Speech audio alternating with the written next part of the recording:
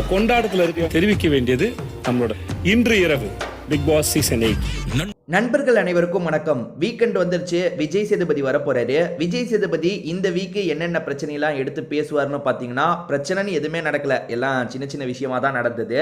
சாண்ட்ராவை எல்லாருமே attack பண்ணாங்கல்ல, சாண்ட்ராவை attack பண்ணியிருப்பாங்க, Vikram attack பண்ணியிருப்பாங்க, அதை பற்றி ஏதாவது கேட்க கூட வாய்ப்பு இருக்கு.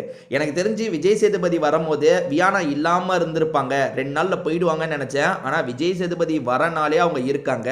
ஸோ விஜய் சேதுபதி அது ரிலேட்டடாக ஏதாவது கேள்வி கேட்க கூட வாய்ப்பு இருக்கு. ஏமா இவ்வளோ கோவம், ஏன் இப்படிலாம் கேள்வி கேட்டீங்க அப்படின்ற மாதிரிலாம் மடக்க கூட வாய்ப்பு இருக்குன்னு நான் நினைக்கிறேன்.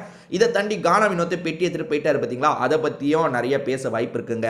பெட்டி எடுத்துகிட்டு போனதுக்கப்புறம் நடந்த சில விஷயங்களை பற்றி தான் இந்த வீடியோவில் நம்ம பார்க்க போகிறோம். அதுக்கு முன்னாடி இந்த வீடியோக்கு ஒரு லைக்கை போடுங்க. ரெக்வஸ்ட்டாக தான் இந்த விஷயத்தை கேட்குறேன். நீங்கள் லைக் போட்டிங்கன்னா இந்த வீடியோ இன்னும் கொஞ்சம் பூஸ்ட் ஆகும், நிறைய பேர்கிட்ட போய் சேரும். ஸோ பார்க்குறவங்க லைக் போடாமல் இருக்கீங்கன்னா தயவு செஞ்சு ஒரு லைக்கை மட்டும் போட்டு கண்டினியூ பண்ணுங்கள். இப்போ நம்ம கண்டென்ட்டுக்குள்ளே வந்துடலாம். ஆக்சுவலாக கானா வினோத்தை வந்து அரோரா தான் எடுக்க வச்சிட்டாங்க அப்படின்ற மாதிரி நிறைய பேர் சொல்கிறீங்க. ஆனால் அதுக்கான வாய்ப்பு இல்லை. கானா வினோத்தை எடுக்கணும்னு ஃபிக்ஸ் ஆகிட்டாரு, அதனால தான் எடுத்திருக்காரு. ஏன்னா இவங்க பேசிக்கிறது மூலியமா நிறைய விஷயம் தெரிய வருது.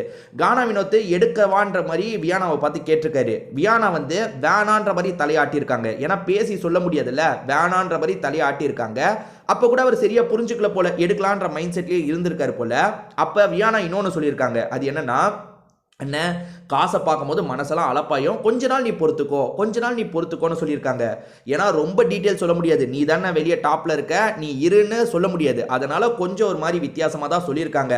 பட் கானா வினோத்தை அப்போ கூட வந்து புரிஞ்சுக்கல. ஒன்று புரிஞ்சுக்கிட்டோம், வந்து திடீர்னு கடைசி நேரத்தில் மிஸ் ஆயிடுச்சுன்னா என்ன பண்ணுறதுன்னு எடுத்துட்டாரு போல. ஸோ கானா வினோத் வந்து அரோரா பண்ணதுனால எடுத்தாருன்னு சொல்ல முடியாது. ஏன்னா கானா வினோத்தோட மனசுலையும் வந்து எடுத்துடலாமான்ற ஒரு தாட் இருந்துகிட்டே இருந்தது. பாருங்க, அரோரா விளையாடுற மாதிரி அந்த இடத்துக்கு போயிருப்பாங்க. அப்போ கானா வினோத் பக்கத்தில் உடனே வந்துருவாரு. அவ எடுக்கிறதுக்குள்ள நம்ம எடுக்கணும்னு கானா வினோத்தையே நினைச்சிருப்பாரு.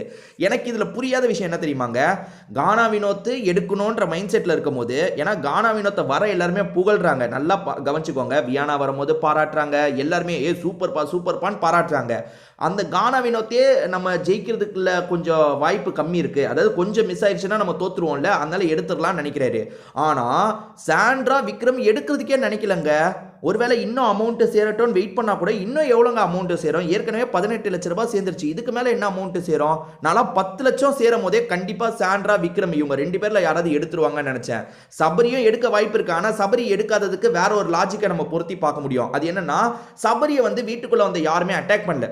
சபரியை பொறுத்த வரைக்கும் பெருசாக கேம் விளையாடலன்றது தான் ஒன்று, வியானா அட்டாக் பண்ண மாதிரி பெருசாக கேம் விளையாடலன்றது தான் ஒன்று. மற்றபடி வந்து பின்னாடி பேசினது அந்த மாதிரி எதுவுமே அவருக்கு அட்டாக் நடக்கல. இப்போ விக்ரம்க்கு சாண்ட்ராக்கு எவ்வளோ அட்டாக் நடந்தது, அதாவது இந்த எக்ஸ் கண்டஸ்டன்ட்லாம் உள்ள வரும்போது அவங்க 2 பேருக்கு எவ்வளவு அட்டாக் நடந்தது.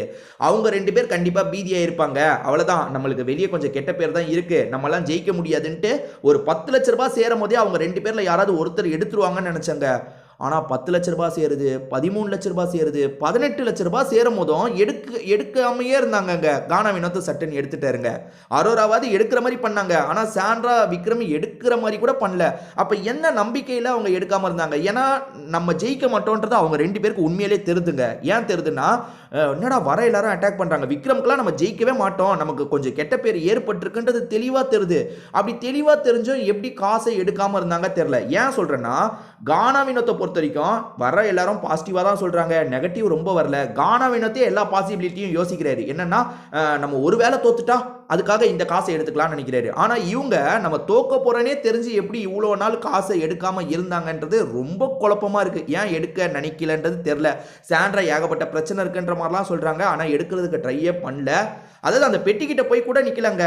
ஒருவேளை உள்ளுக்குள்ளே வச்சுருப்பாங்க, இன்னும் கொஞ்சம் போனால் எடுக்கலான்ட்டு. அது எவ்வளோன்றது தான் எனக்கு ஆச்சரியமாக இருக்குது.